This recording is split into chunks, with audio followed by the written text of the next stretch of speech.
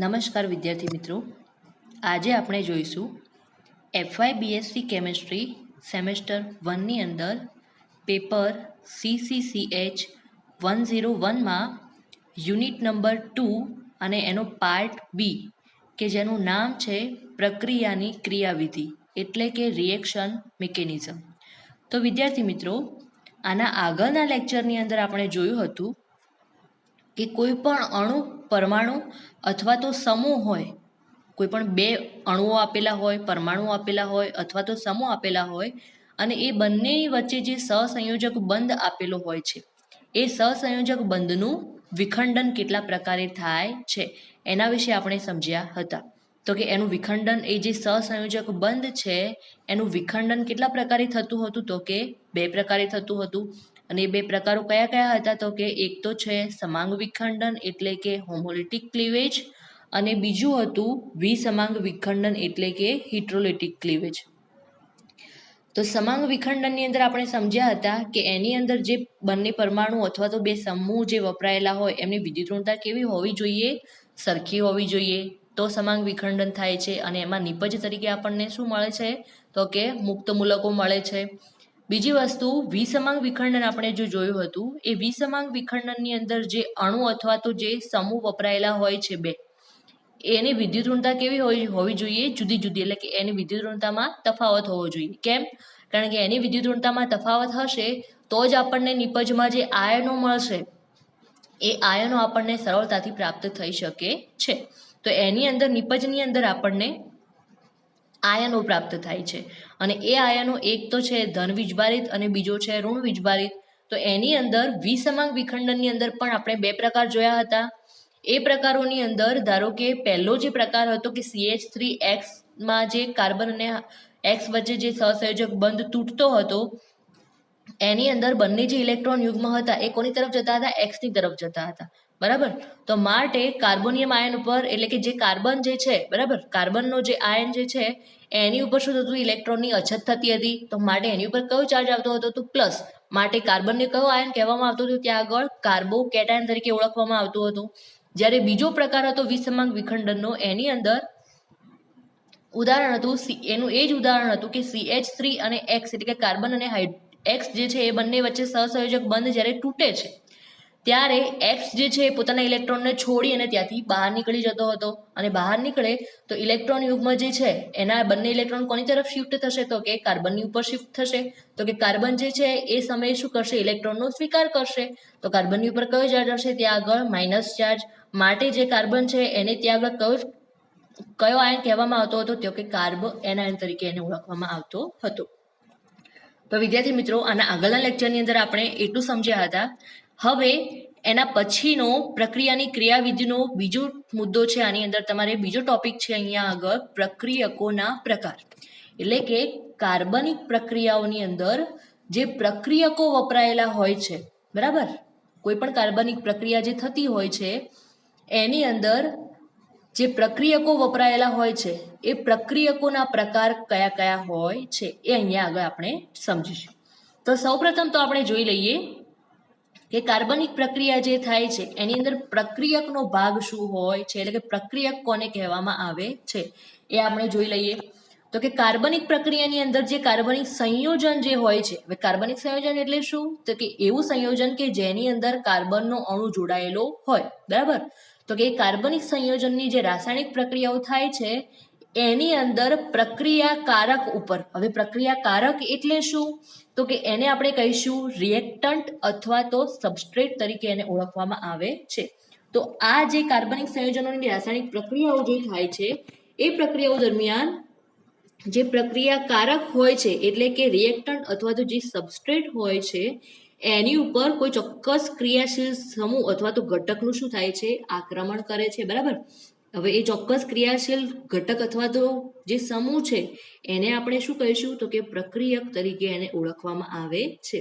તો પ્રક્રિયક તરીકે કોને ઓળખવામાં આવે છે? તો કે જે કાર્બનિક સંયોજનોની રાસાયણિક પ્રક્રિયા થાય છે એની અંદર જે પ્રક્રિયાકારક હોય છે એટલે કે રિએક્ટન્ટ અથવા તો સબસ્ટ્રેટ જે હોય છે એની ઉપર કોઈ ચોક્કસ ક્રિયાશીલ સમૂહ શું કરે છે? આક્રમણ કરે છે, અથવા ચોક્કસ ક્રિયાશીલ ઘટક જે છે એ શું કરે છે? ત્યાં આગળ આક્રમણ કરે છે અને એ જે આક્રમણ કરનાર જે ક્રિયાશીલ ઘટક જે છે એને આપણે શું કહીશું તો કે પ્રક્રિયક તરીકે એને ઓળખવામાં આવે છે અને આ જે પ્રક્રિયક છે એને 3 ભાગની અંદર ડિવાઈડ કરવામાં આવે છે અને એ 3 પ્રકારો કયા છે તો કે એક તો છે કેન્દ્રાનુરાગી પ્રક્રિયકો જેને આપણે શું કહીશું ન્યુક્લિયોફાઇલ્સ, બીજો છે ઇલેક્ટ્રોન અનુરાગી પ્રક્રિયકો એટલે કે ઇલેક્ટ્રોફાઇલ્સ અને થર્ડ છે એની અંદર પ્રક્રિયકોનો પ્રકાર મુક્તમૂલક પ્રક્રિયકો જેને આપણે શું કહીશું તો કે ફ્રી રેડિકલ્સ. બરાબર. તો હવે અહીંયા આગળ ન્યુક્લિયોફાઇલ્સ, ઇલેક્ટ્રોફાઇલ્સ અને ફ્રી રેડિકલ્સ જે તમને આપેલા છે અહીંયા આગળ એની ડિટેલમાં આપણે માહિતી લઈ લઈએ કે એની સમજણ આપણે લઈ લઈએ કે કેન્દ્ર અનુરાગી પ્રક્રિયકો કોને કહેવામાં આવે, ઇલેક્ટ્રોન અનુરાગી પ્રક્રિયકો કોને કહેવામાં આવે અને મુક્તમૂલક પ્રક્રિયકો કોને કહેવામાં આવે એનો હવે અહીંયા આગળ આપણે અભ્યાસ કરીશું. તો સૌપ્રથમ આપણે અભ્યાસ કરીશું અહીંયા આગળ કેન્દ્રાનુરાગી પ્રક્રિયકો એટલે કે ન્યુક્લિયોફાઇલ્સ જેની સંજ્ઞા કઈ છે તો કે NU દ્વારા જેને દર્શાવવામાં આવે છે. NU એટલે શું થયું તો કે ન્યુક્લિયોફાઇલ્સ. હવે અહીંયા આગળ જો ન્યુક્લિયોફાઇલ્સ જે છે એની ઉપર કયો ચાર્જ હશે ન્યુક્લિયોફાઇલ્સની ઉપર તો કે માઇનસ ચાર્જ. કયો ચાર્જ હશે તો કે માઇનસ ચાર્જ હશે. બરાબર. તો અહીંયા આગળ જે કેન્દ્રાનુરાગી પ્રક્રિયકો જે છે એટલે કે ન્યુક્લિયસ જે છે એટલે કે કેન્દ્રાનુરાગી જે પ્રક્રિયકો છે એની ઉપર કયો વીજભાર હશે, ઋણ વીજભારિત હશે એટલે કે માઇનસ ચાર્જ હશે અથવા તો કેવા હશે એ તટસ્થ. તટસ્થ એટલે શું કે જેની ઉપર કોઈ પણ પ્રકારનો વીજભાર હશે નહીં પ્લસ ચાર્જ હોય એની ઉપર કે નહીં માઇનસ ચાર્જ હોય એની ઉપર. બરાબર. એને શું કહેવામાં આવશે તો કે તટસ્થ કહેવામાં આવશે. તો કે આ જે કેન્દ્રાનુરાગી પ્રક્રિયકો જે છે એ તટસ્થ છે અને બીજા કેવા હોઈ શકે તો કે ઋણ વીજભારિત ઘટકો છે. બીજી વસ્તુ અહીંયા આગળ આપણે જોઈએ કે કેન્દ્રાનુરાગી જે પ્રક્રિયકો જે છે એની અંદર ઇલેક્ટ્રોન યુગ્મ જે છે એ એનું દાન કરવાનું વલણ ધરાવશે કે એનો સ્વીકાર કરવાનું વલણ ધરાવશે તો કે જે કેન્દ્રાનુરાગી પ્રક્રિયકો જે છે એ બીજાને પોતાના ઇલેક્ટ્રોન યુગ્મ આપવા સમર્થ હોય છે. એટલે કે જે ન્યુક્લિયોફાઇલ્સ હોય છે એ શું કરશે ઇલેક્ટ્રોન યુગ્મ એટલે ઇલેક્ટ્રોન યુગ્મમાં જે ઇલેક્ટ્રોન હોય છે એનું દાન કરવાનું વલણ ધરાવશે. કેવું વલણ ધરાવશે? એનું દાન કરવાનું વલણ ધરાવશે. બરાબર. બીજી વસ્તુ કે અહીંયા આગળ જે ઘટકો જે છે બરાબર એને શું કહેવામાં આવશે તો કે કેન્દ્રાનુરાગી પ્રક્રિયકો તરીકે ઓળખવામાં આવશે. કેવા ઘટકો કે જે ઇલેક્ટ્રોન યુગ્મનું દાન કરવા માટે સમર્થ હશે એને કયા પ્રક્રિયકો તરીકે ઓળખવામાં આવશે તો કે કેન્દ્રાનુરાગી પ્રક્રિયકો તરીકે એને ઓળખવામાં આવે છે. બીજી વસ્તુ આપણે વાત કરીએ તો કે અહીંયા આગળ જે ન્યુક્લિયોફાઇલ્સ જે છે એને લુઈસ બેઝ તરીકે પણ ઓળખવામાં આવે છે. હવે લુઈસ બેઝ કેમ? કારણ કે તમને બધાને ખબર જ છે કે લુઈસ બેઝ એટલે શું કે પ્રોટોનનો સ્વીકાર કરે અને ઇલેક્ટ્રોનનું શું કરશે દાન કરશે. તમને બધાને ખબર છે કે લુઈસ એસિડ એટલે શું કે હાઇડ્રોજન એટલે કે પ્રોટોનનો દૂર કરશે. લુઈસ એસિડની વાત કરીએ છીએ અહીંયા આગળ આપણે તો કે લુઈસ એસિડ જે છે એ પ્રોટોનનું દાન કરશે અને ઇલેક્ટ્રોનનો સ્વીકાર કરશે. જ્યારે લુઈસ બેઝ જે છે એ શું કરશે તો કે હાઇડ્રોજનનો સ્વીકાર, હાઇડ્રોજન એટલે કે પ્રોટોનનો સ્વીકાર કરશે અને ઇલેક્ટ્રોનનો શું કરશે દાન કરશે. તો અહીંયા આગળ જે ન્યુક્લિયોફાઇલ્સ જે છે એટલે કે કેન્દ્રાનુરાગી જે છે એ કોના તરીકે વર્તે છે તો કે લુઈસ બેઝ તરીકે. કેમ? કારણ કે અહીંયા આગળ જે ન્યુક્લિયોફાઇલ્સ જે છે એ શું કરશે ઇલેક્ટ્રોન યુગ્મનો દાન કરવાનું વલણ ધરાવે છે. શેનું વલણ ધરાવે છે તો કે ઇલેક્ટ્રોન યુગ્મને દાન કરવાનું વલણ ધરાવે છે. માટે તેમને આપણે કયા કહી શકીએ તો કે લુઈસ બેઝ તરીકે એ વર્તે છે. બીજી વસ્તુ કે અહીંયા આગળ હવે જે આ પ્રક્રિયકો જે છે કેન્દ્રાનુરાગી પ્રક્રિયકો એ પોતાના ઇલેક્ટ્રોનનું કઈ રીતે દાન કરે છે તો કે તેઓ કાર્બનિક અણુના ઇલેક્ટ્રોન ઉણપ ધરાવતા પરમાણુઓ પર શું કરે છે આક્રમણ કરે છે. શું કરે છે કે એવા કાર્બનિક અણુઓની ઉપર આક્રમણ કરશે કે જેની અંદર ઇલેક્ટ્રોનનું શું હોય અછત હોય, ઇલેક્ટ્રોનની ઉણપ હોય. બરાબર. તો અહીંયા આગળ જે પ્રક્રિયકો જે છે એ શું કરશે કે કાર્બનિક અણુના એવા અણુ ઉપર કાર્બનિક અણુ જે હશે એના એવા અણુ ઉપર અટેક કરશે કે જેની અંદર ઇલેક્ટ્રોનની શું હશે ઉણપ હશે એટલે કે અછત હશે. બરાબર. તો કે એ અણુના ઇલેક્ટ્રોન ઉણપ ધરાવતા પરમાણુ ઉપર શું કરે છે આક્રમણ કરે છે અને પોતાની પાસેના જે ઇલેક્ટ્રોન યુગ્મ છે એને વાપરી એટલે કે એનું દાન કરી અને શું બનાવશે તો કે બંધ બનાવે છે. કઈ રીતે બંધ બનાવશે? તો કે પોતાની પાસેના ઇલેક્ટ્રોન યુગ્મનું દાન કરી અને શું બનાવશે? એ બંધ બનાવે છે. હવે આપણે વાત કરી લઈએ વિદ્યાર્થી મિત્રો કે અહીંયા આગળ કેન્દ્રાનુરાગી તરીકે કોણ કોણ વર્તી શકે છે. તો સૌ પ્રથમ જે છે ઋણ આયનો, કે એવા આયનો કે જેની ઉપર કયો ચાર્જ હોય? Minus charge. તો કે મોટા ભાગના જે ઋણ આયનો જે છે એ કેન્દ્રાનુરાગી તરીકે વર્તે છે. કેન્દ્રાનુરાગી એટલે કે ઇલેક્ટ્રોન યુગ્મનું દાન કરનાર, બરાબર, ઇલેક્ટ્રોનનું દાન કરનાર. બીજી વસ્તુ કે અબંધકારક ઇલેક્ટ્રોન યુગ્મ ધરાવતા પરમાણુવાળા સમૂહો, અબંધકારક ઇલેક્ટ્રોન યુગ્મ ધરાવતા પરમાણુવાળા સમૂહો. બીજું કે વધુ ધ્રુવીય બંધ ધરાવતા સમૂહો, બરાબર. અબંધકારક ઇલેક્ટ્રોન યુગ્મ એટલે શું? કે જેની પાસે ઇલેક્ટ્રોન યુગ્મ બાકી હોય, બરાબર, કે જેની ઉપર જે અણુ હોય એની ઉપર એકાદું ઇલેક્ટ્રોન યુગ્મ ત્યાં આગળ બાકી હોય, કે જે બંધમાં વપરાયેલું ન હોય. જે બંધ બને છે એની અંદર બે અણુ વચ્ચેનો જે બંધ બને છે એની અંદર એ ઇલેક્ટ્રોન યુગ્મ વપરાયેલું ન હોય એવા પરમાણુઓના સમૂહો કે જેની અંદર અબંધકારક ઇલેક્ટ્રોન યુગ્મ હોય, બરાબર. ત્રીજો છે એની અંદર કે વધુ ધ્રુવીય બંધ ધરાવતા. ધ્રુવીય બંધ એટલે શું? કે જેની અંદર પોઝિટિવ અને નેગેટિવ બંને વીજભાર ધરાવતા હોય એવા બંધ ધરાવતા સમૂહો જે છે એ કેન્દ્રાનુરાગી તરીકે વર્તે છે. હવે એના અમુક એક્ઝામ્પલ આપણે જોઈ લઈએ કે જે ઋણભારિત કેન્દ્રાનુરાગી અને તટસ્થ કેન્દ્રાનુરાગી જે છે એના અમુક એક્ઝામ્પલ અહીંયા આગળ તમને આપેલા છે. તો કે એની અંદર તમને અહીંયા આગળ જે આપેલા જે છે એ કેવા છે? બધા જ મોટા ભાગે ઋણ વીજભારિત છે, કે બધાની ઉપર કયો ચાર્જ છે? માઇનસ ચાર્જ તમને આપેલો છે. તો કે જેને કયા કેન્દ્રાનુરાગી તરીકે કહેવામાં આવે છે? તો કે ઋણ વીજભારિત કેન્દ્રાનુરાગી તરીકે એને ઓળખવામાં આવે છે. અને હવે આપણે જોઈશું તટસ્થ કેન્દ્રાનુરાગી. તો કે તટસ્થ એટલે શું? કે જેની ઉપર પોઝિટિવ કે નેગેટિવ બંનેમાંથી કોઈ પણ પ્રકારનું બંધ નહીં, કોઈ પણ પ્રકારનો વીજભાર ના હોય એને શું કહેવામાં આવે છે? તટસ્થ કેન્દ્રાનુરાગી પ્રક્રિયકો તરીકે એને ઓળખવામાં આવે છે. તો અહીંયા આગળ વિદ્યાર્થી મિત્રો તમને ઋણ વીજભારિત કેન્દ્રાનુરાગી પ્રક્રિયકો આપેલા છે અને તટસ્થ કેન્દ્રાનુરાગી પ્રક્રિયકોના અમુક ઉદાહરણ તમને અહીંયા આગળ આપેલા છે. હવે એની અંદર અહીંયા આગળ તમને તટસ્થ જે કેન્દ્રાનુરાગી આપેલા છે એની અંદર જુઓ તો કે અબંધકારક ઇલેક્ટ્રોન યુગ્મ ધરાવતા પરમાણુ અથવા પરમાણુવાળા સમૂહોની અંદર આપેલા છે કે એવા પરમાણુ જે છે આ સમૂહની અંદર એવા પરમાણુ છે કે જેની ઉપર અબંધકારક ઇલેક્ટ્રોન યુગ્મ તમને આપેલા છે. બધા લગભગ એવા જ છે કે જે સમૂહની અંદર પરમાણુ અમુક પરમાણુ એવા હશે કે જેની ઉપર અબંધકારક ઇલેક્ટ્રોન શું હશે? બાકી વધેલા હશે, જેને આપણે કોની તરીકે ઓળખીશું? કે તો કે તટસ્થ કેન્દ્રાનુરાગી તરીકે એને ઓળખવામાં આવે છે. હવે વિદ્યાર્થી મિત્રો એના પછીના પ્રક્રિયકની આપણે વાત કરીએ કે જેનું નામ છે ઇલેક્ટ્રોન અનુરાગી પ્રક્રિયકો, જેને આપણે શું કહીશું? તો કે ઇલેક્ટ્રોફાઇલ્સ તરીકે એને ઓળખવામાં આવે છે. અને એની સંજ્ઞા શું છે? તો કે એને કેપિટલ ઈ તરીકે ઓળખવામાં આવે છે. બીજી વસ્તુ કે ઇલેક્ટ્રોન અનુરાગી જે છે એ કયો ચાર્જ ધરાવે છે? તો કે મોટા ભાગે પ્લસ, એટલે કે કયો ચાર્જ ધરાવશે? તો કે ધન વીજભારિત હોય છે.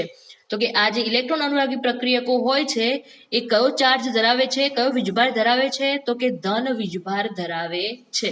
હવે ધન વીજભાર ધરાવે છે એટલે શું? કે એ ઇલેક્ટ્રોનનો સ્વીકાર કરશે. શું કરશે? ઇલેક્ટ્રોનનો સ્વીકાર કરશે. કેમ? કારણ કે એની પાસે ઇલેક્ટ્રોનની શું છે? ઉણપ છે. ઇલેક્ટ્રોનની ઉણપ છે માટે જ એ પ્લસ ચાર્જ ધરાવશે, બરાબર. માટે એની ઉપર ધન વીજભાર છે માટે જ એ શું કરશે? તો કે ઇલેક્ટ્રોનનો સ્વીકાર કરવાનું કાર્ય કરશે. તો ઇલેક્ટ્રોનનો સ્વીકાર કરશે અહીંયા આગળ, તો એને આપણે શું કહીશું? તો કે લુઈસ એસિડ તરીકે આપણે એને ઓળખીશું. હવે લુઈસ એસિડ એટલે શું? મેં તમને હમણાં કીધું એ જ પ્રમાણે કે લુઈસ એસિડ એટલે કે પ્રોટોનનું દાન કરે અને ઇલેક્ટ્રોનનો શું કરશે? સ્વીકાર કરશે. તો કે એવા પ્રક્રિયકો જે પ્રોટોનનું દાન કરશે અને ઇલેક્ટ્રોનનો શું કરશે? સ્વીકાર કરશે. તો અહીંયા આગળ ઇલેક્ટ્રોન યુગ્મ સ્વીકારવાની પ્રક્રિયા કઈ રીતે થશે? તો કે કાર્બનિક અણુના વધુ ઇલેક્ટ્રોન ધરાવતા પરમાણુ ઉપર શું કરશે? આ આક્રમણ કરશે. એટલે કે ઇલેક્ટ્રોન અનુરાગી જે પ્રક્રિયકો છે એ કોની ઉપર આક્રમણ કરશે? તો કે કાર્બનિક અણુ જે તમને આપેલો છે એના વધુ ઇલેક્ટ્રોન ધરાવતા જે પરમાણુ હશે એ પરમાણુ ઉપર શું કરશે? આક્રમણ કરશે અને એને પોતાના ઇલેક્ટ્રોન યુગ્મનું શું કરશે? દાન કરશે. એની પાસેથી ઇલેક્ટ્રોન યુગ્મનું શું કરશે? સ્વીકાર કરશે. સોરી, અહીંયા આગળ મિસ્ટેક થઈ છે બોલવામાં. તો અહીંયા આગળ આપણે શું જોઈશું કે કાર્બનિક અણુના વધુ ઇલેક્ટ્રોન ધરાવતા પરમાણુ ઉપર આક્રમણ કરી અને એ વધુ ઇલેક્ટ્રોન ધરાવતા પરમાણુ પાસેથી ઇલેક્ટ્રોન યુગ્મનો શું કરશે, એ સ્વીકાર કરશે અને ઇલેક્ટ્રોન યુગ્મનો સ્વીકાર કરી અને શું બનાવશે, એ ત્યાં આગળ બંધ બનાવે છે. તો અહીંયા આગળ બંધનું નિર્માણ કઈ રીતે થશે, તો કે ઇલેક્ટ્રોન યુગ્મનો સ્વીકાર કરીને બંધનું નિર્માણ થાય છે. બીજી વસ્તુ કે અહીંયા આગળ ઇલેક્ટ્રોન અનુરાગી જે પ્રક્રિયકો છે એની અંદર કયા કયા ઉદાહરણો આપણે જોઈશું અહીંયા આગળ, એ હવે અહીંયા આગળ આપણે જોઈશું. તો કે કયા કયા પરમાણુઓ, કયા આયનો અથવા તો કયા સમૂહો જે છે એ ઇલેક્ટ્રોન અનુરાગી પ્રક્રિયકો તરીકે વર્તે છે. તો અહીંયા આગળ છે કે ધન વીજભાર ધરાવતા જે આયનો છે, મોટા ભાગના જે ધન વીજભાર ધરાવતા આયનો છે એ ઇલેક્ટ્રોન અનુરાગી પ્રક્રિયકો તરીકે વર્તે છે. બીજી વસ્તુ કે અધૂરું ઇલેક્ટ્રોનિક અષ્ટક ધરાવતા પરમાણુ વાળા અણુઓ પણ જે છે એ ઇલેક્ટ્રોન અનુરાગી તરીકે વર્તે છે. કે એવા પરમાણુઓ કે જેની અંદર ઇલેક્ટ્રોનિક અષ્ટક કેવું હશે, અધૂરું હશે, બરાબર. એટલે કે જેની અંદર ઇલેક્ટ્રોનની શું હશે, ઉણપ હશે. કેવી હશે, ઇલેક્ટ્રોનની ઉણપ હશે. હવે એની અંદર ઇલેક્ટ્રોનની ઉણપ હશે એટલે કે અછત હશે તો જ એ ઇલેક્ટ્રોનનો સ્વીકાર કરી શકશે. તો કે એવા પરમાણુ એટલે અથવા તો અણુઓ કે જેની અંદર ઇલેક્ટ્રોનિક અષ્ટક કેવું હશે, અધૂરું હશે, બરાબર. તો કે એ જે છે એ ઇલેક્ટ્રોન અનુરાગી પ્રક્રિયકો તરીકે વર્તે છે. હવે વિદ્યાર્થી મિત્રો આપણે જોઈએ કે અમુક ધન વીજભારિત ઇલેક્ટ્રોન અનુરાગી પ્રક્રિયકો અને તટસ્થ ઇલેક્ટ્રોન અનુરાગી પ્રક્રિયકોના ઉદાહરણ તમને અહીંયા આગળ આપેલા છે. તો અહીંયા આગળ આપણે જોયું હતું એ જ પ્રમાણે કે મોટા ભાગે ધન વીજભાર ધરાવતા જે આયનો છે એ ઇલેક્ટ્રોન અનુરાગી તરીકે વર્તે છે. તો અહીંયા આગળ એક્ઝામ્પલની અંદર તમને જે સમૂહો અથવા તો અણુ અથવા પરમાણુ જે તમને આપેલા છે એની ઉપર જુઓ બધાની અંદર પ્લસ ચાર્જ લાગેલો છે. બધાની ઉપર કયો ચાર્જ લાગેલો છે, તો કે પ્લસ ચાર્જ લાગેલો છે. એટલે કે એને શું કહેવામાં આવશે, તો કે ધન વીજભારિત ઇલેક્ટ્રોન અનુરાગી પ્રક્રિયકો તરીકે ઓળખવામાં આવશે. અને બીજું છે આની અંદર કે તટસ્થ ઇલેક્ટ્રોન અનુરાગી પ્રક્રિયકો. તો તટસ્થ ઇલેક્ટ્રોન અનુરાગી પ્રક્રિયકો કયા કયા છે, તો એના ઉદાહરણ તમને અહીંયા આગળ આપેલા છે. તો કે FeCl3 છે, BF3 છે, AlCl3 છે, ZnCl2 છે, SO3 છે, વગેરે વગેરે, બરાબર, એક્સેટ્રા. તો અહીંયા આગળ તટસ્થ ઇલેક્ટ્રોન અનુરાગી તરીકે કયા વર્તે છે, એટલે કે તટસ્થ ઇલેક્ટ્રોન અનુરાગી પ્રક્રિયકો તરીકે કોણ કોણ વર્તે છે એના પણ એક્ઝામ્પલ તમને આપેલા છે. અને ધન વીજભારિત ઇલેક્ટ્રોન અનુરાગી પ્રક્રિયકો તરીકે વર્તે છે એના પણ તમને એક્ઝામ્પલ આપેલા છે. હવે પ્રક્રિયકોના પ્રકારમાં આપણે થર્ડ નંબરનો પ્રક્રિયકનો પ્રકાર આપણે જોઈએ કે જેનું નામ છે મુક્ત મૂલક પ્રક્રિયકો, કે જેને આપણે શું કહીશું, તો કે ફ્રી રેડિકલ્સ. હવે ફ્રી રેડિકલ્સ એટલે શું, તો આ ચેપ્ટરના બીજા લેક્ચરની અંદર મેં તમને સમજાવ્યું હતું કે ફ્રી રેડિકલ કોને કહેવામાં આવે છે. તો કે ફ્રી રેડિકલ એટલે શું, કે કોઈ પણ જે અણુ હશે, બરાબર, અણુ કે પરમાણુ હશે તો કે જેની ઉપર એક ઇલેક્ટ્રોન દર્શાવેલો હશે. કેટલા ઇલેક્ટ્રોન, ફક્ત એક જ ઇલેક્ટ્રોન દર્શાવેલો હશે. ધારો કે કાર્બનની જ આપણે વાત કરી લઈએ તો કે કાર્બનની ઉપર એક ઇલેક્ટ્રોન દર્શાવેલો હોય, એક ડોટ તરીકે દર્શાવેલું હોય તો જેને શું કહેવામાં આવશે, તો કે કાર્બનનો મુક્ત મૂલક કહેવામાં આવે છે. એને શું કહેવામાં આવશે, તો કે મુક્ત મૂલક કહેવામાં આવે છે. તો મુક્ત મૂલક એટલે શું, કે જે અણુ અથવા પરમાણુ ઉપર અથવા તો સમૂહ ઉપર, બરાબર, એની ઉપર શું હશે, ફક્ત એક જ ઇલેક્ટ્રોન હશે, તો એને આપણે મુક્ત મૂલક તરીકે ઓળખીશું. તો હવે મુક્ત મૂલક પ્રક્રિયક તરીકે કોને ઓળખવામાં આવે છે, તો કે જે અયુગ્મિત ઇલેક્ટ્રોન ધરાવતા તટસ્થ ઘટકો છે. કેવા છે, અયુગ્મિત. અયુગ્મિત એટલે શું, અયુગ્મિત ઇલેક્ટ્રોન એટલે શું, કે પેરની અંદર ઇલેક્ટ્રોન એની અંદર નહીં હોય. યુગ્મિત એટલે શું, કે બે ઇલેક્ટ્રોન કેવી રીતે હોય, પેરની અંદર, એટલે કે જોડીમાં હોય, એને શું કહેવામાં આવે, યુગ્મિત ઇલેક્ટ્રોન કહેવામાં આવે. અને અયુગ્મિત ઇલેક્ટ્રોન એટલે શું, કે ફક્ત એક જ ઇલેક્ટ્રોન હોય એની અંદર. આપણે મેં કહ્યું એ જ પ્રમાણે કે મુક્ત મૂલકની ઉપર ફક્ત કેવો હોય, એક જ ઇલેક્ટ્રોન હોય. તો માટે અહીંયા આગળ આ જે ઘટકો જે છે એ કેવા પ્રકારના હશે, અયુગ્મિત ઇલેક્ટ્રોન એને આપણે કહી શકીએ. તો કે અયુગ્મિત ઇલેક્ટ્રોન ધરાવતા કેવા છે, તટસ્થ ઘટકો છે. તટસ્થ એટલે શું, કે જેની ઉપર પ્લસ ચાર્જ પણ નહીં હોય અને માઇનસ ચાર્જ પણ નહીં હોય, બરાબર. તો એ પ્રકારના ઘટકોને મુક્ત મૂલક પ્રક્રિયકો તરીકે ઓળખવામાં આવે છે.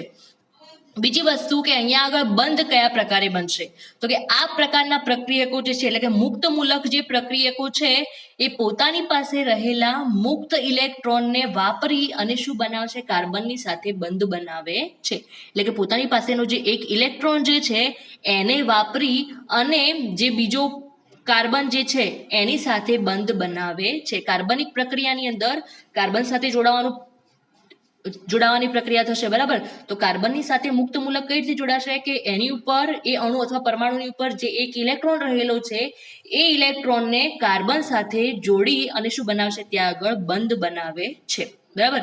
જે પ્રક્રિયકોને આપણે શું કહીશું તો કે મુક્ત મૂલક પ્રક્રિયકો તરીકે એને ઓળખવામાં આવે છે.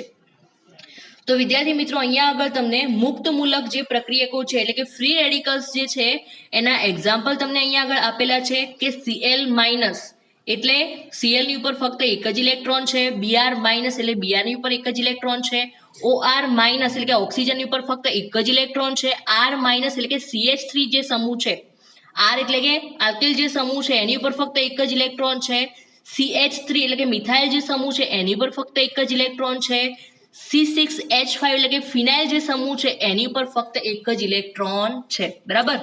તો અહીંયા આગળ તમને મુક્ત મૂલક જે પ્રક્રિયકો છે એના એક્ઝામ્પલ તમને અહીંયા આગળ આપેલા છે.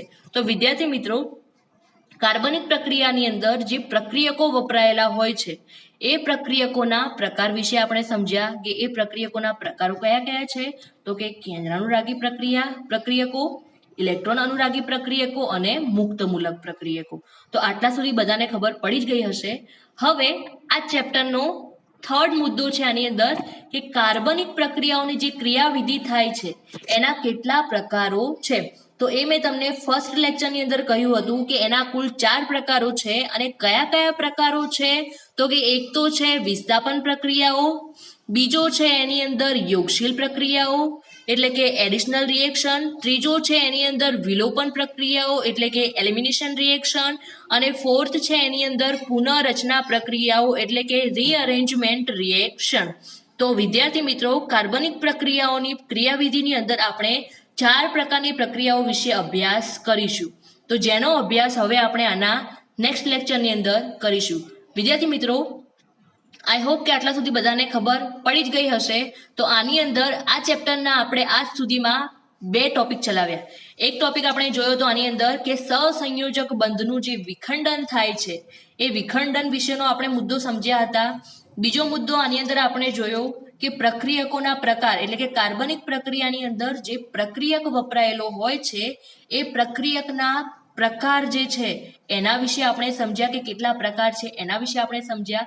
હવે આ ચેપ્ટરનો થર્ડ મુદ્દો છે તમારે આની અંદર તો કે કાર્બનિક પ્રક્રિયાઓની ક્રિયાવિધિના પ્રકાર એટલે કે કાર્બનિક પ્રક્રિયાઓની ક્રિયાવિધિ જે છે એમાં કેટલી પ્રક્રિયાઓનો સમાવેશ આપણે કરી શકીએ છીએ, કેટલા પ્રકારો છે એની ક્રિયાવિધિના, બરાબર. તો એના વિશે હવે આપણે આના નેક્સ્ટ લેક્ચરની અંદર જોઈશું. Thank you.